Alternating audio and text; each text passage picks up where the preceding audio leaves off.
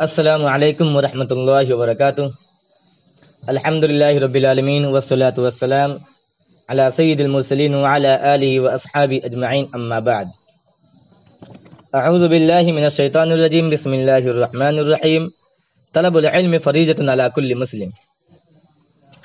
صدر محترم اور میرے عزیز ساتھیوں، آج کے اس انجمن میں میں جس موضوع کو اوپر بات کرنے جا رہا ہوں وہ ہے علم کی حقیقت۔ یہ ایک مسلمہ حقیقت ہے کہ بغیر تعلیم کے کوئی قوم عزت و رفعت، شان و شوکت کی بلندی پر نہیں پہنچ سکتی۔ یہی وجہ ہے کہ جب نبی کریم صلی اللہ علیہ وسلم کو اللہ نے آخری نبی بنا کر بھیجا تو سب سے پہلے آپ پر جو وحی نازل کی گئی وہ اقرأ بسم ربک الذی خلق تھی۔ اس آیت کریمہ میں اللہ رب العالمین نے اقرأ امر کا صیغہ استعمال کیا تو گویا الامر یدل علی الوجوب کے تحت علم حاصل کرنا ہر مسلمان پر فرض ہے، اور اس کی واضح دلیل طلب العلم فریضۃ علی کل مسلم والی حدیث بھی ہے۔ اس لیے میں مناسب سمجھتا ہوں کہ پہلے علم کی لغوی تعریف کر دوں تاکہ موضوع کو واضح طور پر سمجھا جا سکے۔ تعلیم کا لغوی معنی جاننا اور پہچاننا ہے، جبکہ اس کی اصطلاحی تعریف کرتے ہوئے حافظ ابن کثیر لکھتے ہیں العلم للمعرفۃ فی جملۃ الصنالع انما هو بحصول ملکۃ فی الاحاطہ بمبادئ۔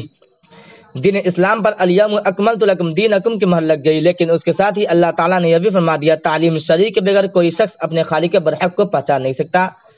دلیل فعلم انہ لا الہ الا اللہ۔ چنانچہ یہی وجہ ہے کہ جب نبی کریم صلی اللہ علیہ وسلم کو ابتدائی اسلام میں ہی دارالعلوم کو اسلامی اور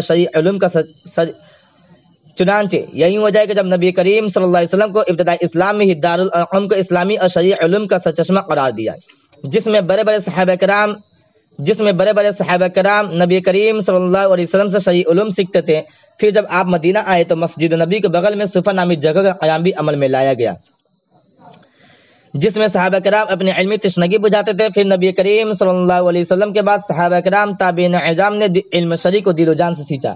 یہی وجہ ہے کہ صحابہ کرام میں سے عبداللہ بن عمر، عبداللہ بن مسعود، عبداللہ بن عباس، عبداللہ بن زبیر، سیدنا ابو ہریرہ اور حضرت انس جیسے بے شمار بڑے بڑے محدث و مفکر نکلے، تو دوسری طرف امام ابو حنیفہ، امام مالک، امام شافعی، امام محمد بن حنبل، امام بخاری اور امام مسلم جیسے بڑے بڑے محدث پیدا ہوئے۔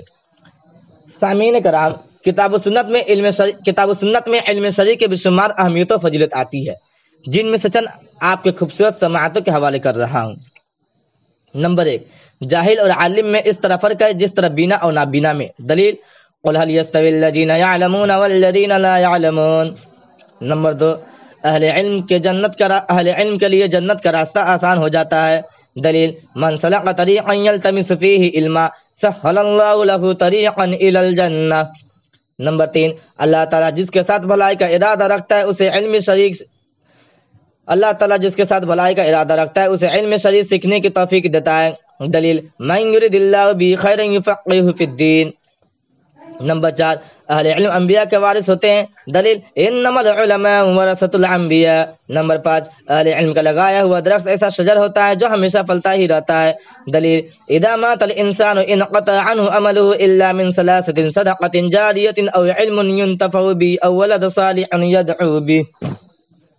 نمبر 6، علم شرعی کی وجہ سے اللہ تعالیٰ نے آدم کو فرشتوں پر فوقیت دی۔ دلیل وعلم آدم الاسماء كلها ثم عرضهم على الملائکہ۔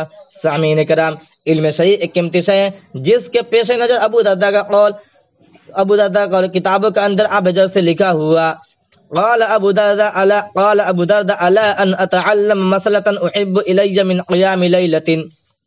جبکہ معاذ بن جبل نے کہا علم حاصل کرنا اللہ کے خشیت کے برابر ہے، جبکہ اس کا مزہ کرا تسبیح ہے۔ امام شافعی فرماتے کہ نفل نماز میں مشغول رہنے سے بہتر علم حاصل کرنا ہے۔ امام مالک فرماتے کہ اہل علم کے ساتھ مصابحت و ملارمت اختیار کرو، کیونکہ علم طاقت ہے، علم جان ہے، علم ایمان ہے۔ علم اگر آپ کے پاس ہوگا تو چاند پر جانے کی ضرورت نہیں، چاند آپ کے آنگن میں خود اتر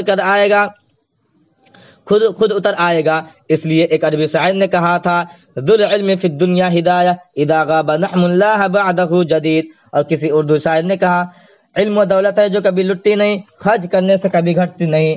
سامعین کرام، مختصر کلام یہ ہے کہ مذہب اسلام نے شرعی علوم کی طرف جتنا زیادہ زور دیا اتنا دیگر مذاہب میں نہیں دیا گیا، اس لیے ضرورت آج اس بات کی ہے کہ ہم اور آپ علوم شرعی کی اہمیت کو سمجھیں اور اسی جانب توجہ دیں۔ اخیر میں دعا ہے کہ اللہ تعالی ہم تمام مسلمانوں کے علم صحیح حاصل کرنے کی توفیق دے.